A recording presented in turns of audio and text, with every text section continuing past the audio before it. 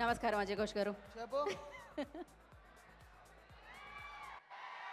ఎట్టా ఉండరు స్వామి? పండగ ఈరోజు కదా. అయితే నాకొక్క 5 నిమిషాలు టైం ఇస్తే మీతో నేను మాట్లాడాలి. కొంచెం ఖచ్చితంగా మీతో మాట్లాడడానికే ఈరోజు వచ్చాను నేను అడిగి.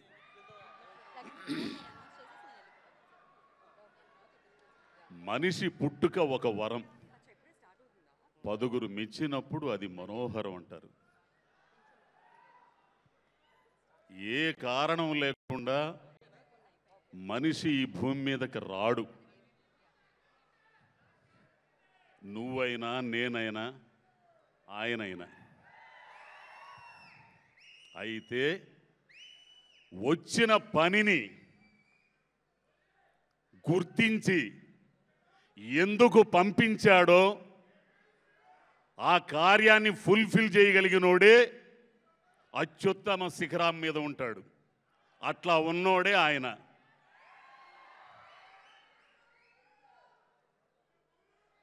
అయితే ఆయన మామూలు మనిషిగానే వచ్చాడు. ఎవరో తెలుసా? నటరాజ స్వరూపం అది, నటరాజ అంశ. ఆయన ఆంజనేయ భక్తుడైన ఆంజనేయుడు కూడా శివుడే. మానవ రూపంలో వచ్చినప్పుడు మానవుడు పడాల్సిన కష్టాలన్నీ పడ్డాడు. ఒక్కసారి రివైండ్ చేసుకుంటే ఈ రోజున మెగాస్టార్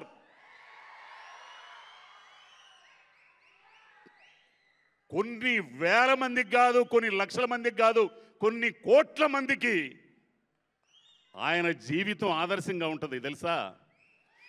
ఇందులో ఇక్కడ ఉన్నోళ్ళలో ప్రతి ఒక్కడికి ఏదో సందర్భంలో ఆయన ప్రభావాన్ని చూపించుంటాడు.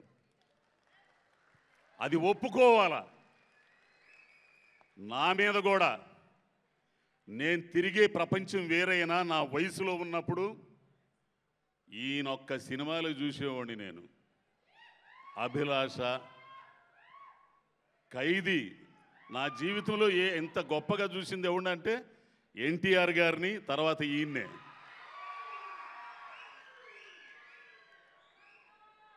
అయితే ఆయన ఈ స్థాయికి రావడానికి ఆయన ప్రయాణం ఉందే, దాన్ని గుర్తు చేసుకోవాలి మనం. ఎన్ని ఆవేదనల రాత్రులు, ఇన్ని క్షోభ కలిగించే సంఘటనలు,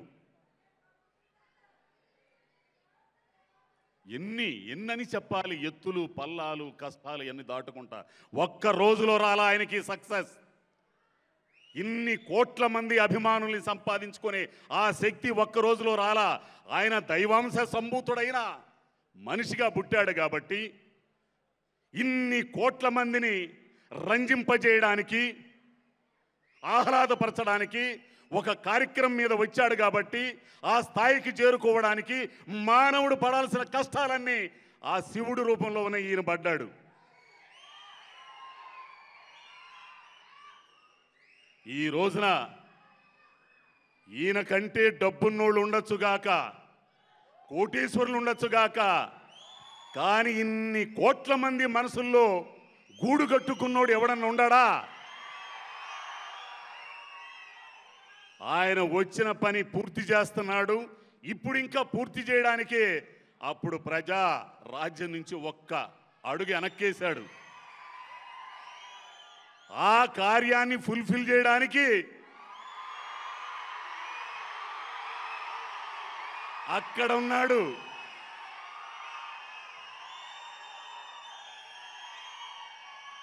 నువ్వింకా ఇన్ని కోట్ల మందిని రంజింపజేయాలి, వినోదపరచాలి, వాళ్ళకి ఆదర్శంగా ఉండాలి అనే ఉద్దేశంతోనే ఆ కార్యాన్ని ఆయన భుజానేసుకున్నాడు. ఎంత కష్టపడ్డాడో, ఎంత చెమటోడ్చాడో. కోట్లు సంపాదించే అవకాశం ఉన్న తృణప్రాయంగా వదిలిపెట్టి ఎవరి కోసం వచ్చాడు? మన కోసం. అయితే అయితే ఒక్క నిమిషం, ఒక్క నిమిషం రా బాబు, ఒక్క నిమిషం. ఈ ఈ ఈ క్రెడిట్ మీది. ఒక మనిషి మీద ఉన్న అభిమానం, మెగా స్టార్స్ మీద ఉన్న అభిమానం వేరే రూపంలో ఒక 5 కోట్ల మంది జనం అంధకారంలోకి వెళ్లకుండా, అడుక్కు తినకుండా కాపాడింది,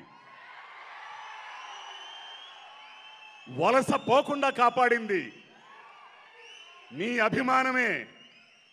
ఒక మనిషి మీద ఉన్న అభిమానం, 2 అన్నదమ్ముల మీద ఉన్న అభిమానం,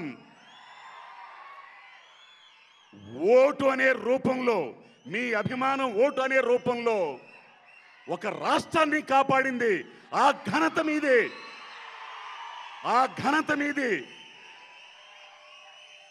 అంత ఘనత కూర్చడానికి, ఆ శక్తి రావడానికి మీకు మూలం ఈ మనిషి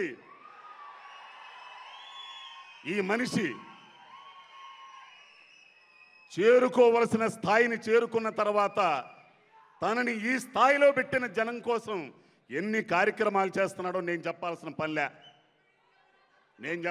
పల్లె అభిమానులుగా మీ అందరికీ తెలుసు. మీలో రక్తదానం చేస్తున్నారు, నేత్రదానం చేస్తున్నారు. ఇండస్ట్రీకి వచ్చేసరికి కరోనా టైంలో ఎవడు చేయని సాహసం ఆయన చేశాడు. కార్మికులకి ఎంత సాయం చేశాడు. ఇయే కాదు, ఎన్నో రకాలుగా ఆయన ఎందుకు వచ్చాడో ఈ భూమి మీదకి ఆ కార్యాన్ని నిర్వర్తిస్తున్నాడు. అయితే ఇప్పుడు మీతో నేను మాట్లాడాలనుకున్నది ఒకటి, ఒక మనిషి జీవితాన్ని మనం ఖచ్చితంగా ఆదర్శంగా తీసుకోవాలి. ఆయన అభిమానులు అంటే మనం కూడా ఈ భూమి మీదకి ఎందుకు వచ్చామో గుర్తించి ఆ కార్యాన్ని ఫుల్ఫిల్ చేయడానికి మీరందరూ సిద్ధంగా ఉండాలి. మీ జీవితాల్లో కూడా ఆయనంత స్థాయికి చేరుకోలేకపోయినా ఒక స్థాయికి చేరుకోవాలి. తల్లిదండ్రులు గర్వపడాలి, సమాజం గర్వించాలి, సమాజం పురోభివృద్ధి కావాలి, దేశం పురోభివృద్ధి కావాలి. అప్పుడే ఆయన మీద ఉన్న అభిమానానికి సరైన నిర్వచనం.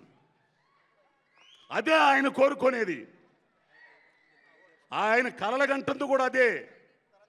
నా అభిమానులంటే చిరంజీవి అనే కొణిదెల శివశంకర ప్రసాద్ అనే వ్యక్తి కోరుకునేది, ఆయన అభిమానించే అభిమానులుగా కోరుకునేది మీరు కూడా ఆ స్థాయికి చేరాలని, ఆయన ప్రారంభించిన కార్యాలని ముందుకు తీసుకెళ్లాలని. కాబట్టి ఈ సందర్భంగా గౌరవనీయులైన చిరంజీవి గారికి, ఆ శివుడికి, శివస్వరూపానికి పుట్టినరోజు శుభాకాంక్షలు. మీ అందరికి కూడా శుభాకాంక్షలు. నేను ముందు చెప్పినట్టు ఆయుష్మాన్ భవ, నిండు నూరేళ్ళు ఆరోగ్యంగా ఉంటూ ఇంకా మీరు చేయాల్సిన కార్యాలన్నింటినీ కూడా ముందుకు తీసుకెళ్లే భాగంలో అభిమానులుగా, నేను ఒక అభిమానిగా నేను ముందుంటాను, మీరు ముందుంటారు, అందరూ ముందుండి నడిపిద్దాం. ధన్యవాదాలు అందరికీ. థ్యాంక్ యూ అజయ్ ఘోష్ గారు, thank you so much. So ఆయన మనసులో ఉన్న అభిమానం చిరంజీవి గారి పట్ల అది వినిపించింది ఆయన స్పీచ్లో. ఓకే, మర్చిపోయే ఒక మాట, నేను రామ్ చరణ్ గారి బర్త్డేకి రాలేకపోయా.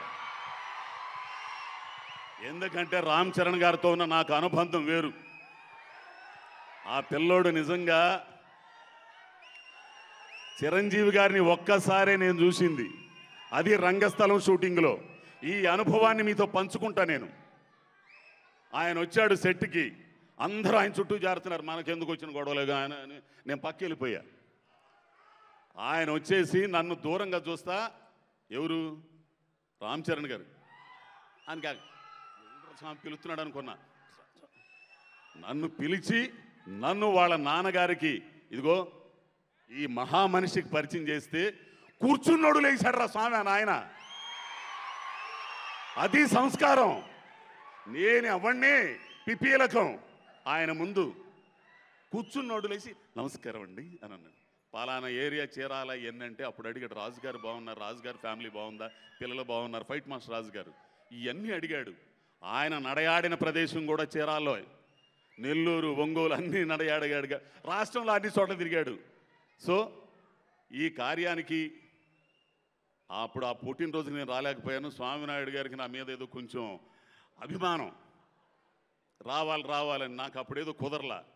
ఇప్పుడు కూడా స్వామినాయుడు గారు ఎంతో ఇదిగా, లేదండి నేను వస్తున్నానండి అని వచ్చాను. ముఖ్యంగా స్వామినాయుడు గారికి అభిమానులకి వీళ్ళందరూ కూడా, పెద్దలందరూ ఉన్నారు, వాళ్ళందరూ కూడా పేరున కృతజ్ఞతలండి. థ్యాంక్ యూ అండి. థ్యాంక్ యూ అజయ్ ఘోష్ గారు, థ్యాంక్ యూ సో మచ్.